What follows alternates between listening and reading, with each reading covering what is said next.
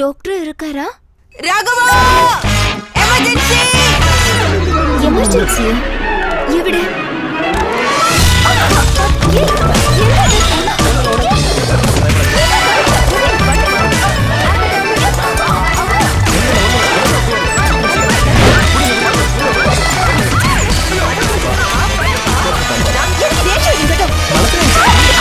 അയ്യോ എന്താ എല്ലാവർക്കും ഭ്രാന്താണോ? ഞാൻ നേഴ്സ് ആയിട്ട് ജോയിൻ ചെയ്യാൻ വന്നവളാ. അമ്മാടിയോ പോங்க போங்க பேஷண்ட் யார் நர்ஸ் யாருன்னு கூட உங்களுக்கு தெரியாது போங்க.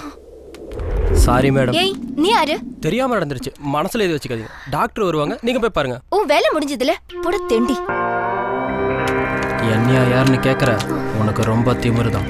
இருடி இந்த பில்டிங் ஓனரே நான் தான். யோ விடியா வாயாங்கறல. ஏய் வாயா அதான் உனக்கு இன்னும் உடம்பு சரியாவலையா வாயா. இந்த இஷ்யூ இதெல்லாம் பார்க்க வேண்டிய அவசியமே இல்லை. பேஷண்ட்டே இல்லாத ஆஸ்பத்திரிக்கு 4 நர்ஸு. நீ சிபாரிசு கடிச்சதோட வந்திருக்க. ஓகே, நீயும் ஜாயின் பண்ணிக்கோ. Thank you sir. அப்புறம் நீ பார்க்கறதுக்கு ரொம்ப அழகா இருக்க. அதே மாதிரி பேஷண்ட்டையும் அழகா பார்த்துக்கணும்.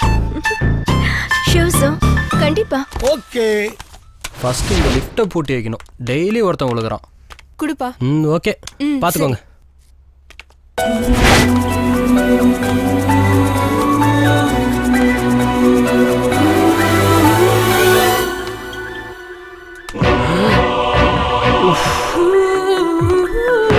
கேரளால அச்சுதானந்தனுக்கு மட்டும் தாண்டி மரியாதை, உனக்கு இல்லை.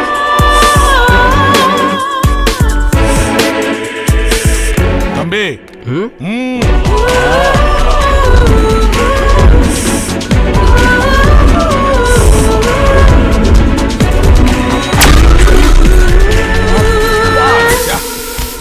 ஐயோ அம்மா, இவ பொண்ணா இல்ல பொம்பளை மைக் டைசனா?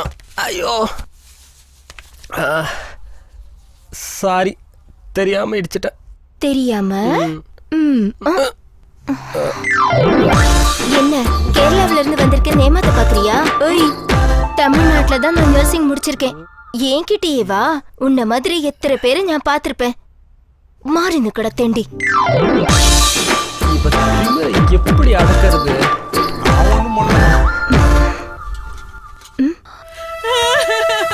பாத்து என்னம்மா இப்படி பண்ணிட்ட பிருந்தா?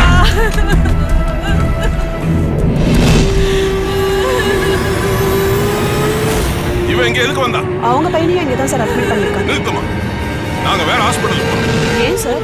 என்னங்க இது? ஏதாவது ஆயிர போதுங்க. செத்தாலும் பரவாயில்ல, தூக்கடி வேற ஹாஸ்பிடலுக்கு போறோம். எக்ஸ்கியூஸ் மீ, கொஞ்சம் தள்ளி நில்லுங்க. பல்ஸ் குறைஞ்சிட்டே இருக்கு. இமிடியேட்டா எமர்ஜென்சி கொண்டு போங்க. வேண்டாம், நாங்க வேற ஹாஸ்பிடலுக்கு போறோம். சார், என்ன பிரச்சனை? எவன் கண்ணுல என் பொண்ணு படக்கூடாதுன்னு நினைச்சனோ அவன் இங்க தானே இருக்கிறான். அந்த 5 நம்பர் பேஷண்ட்ட சொல்றாரு மேடம். ஏம்மா, எப்படியாவது என் பொண்ணை காப்பாத்தி கொடுத்துருக்கம்மா. வாய முறையா இல்லையா? சத்தம் போடாதீங்க. இங்க உங்க பொண்ணு மட்டும் இல்ல, மத்தவங்களும் இருக்காங்க.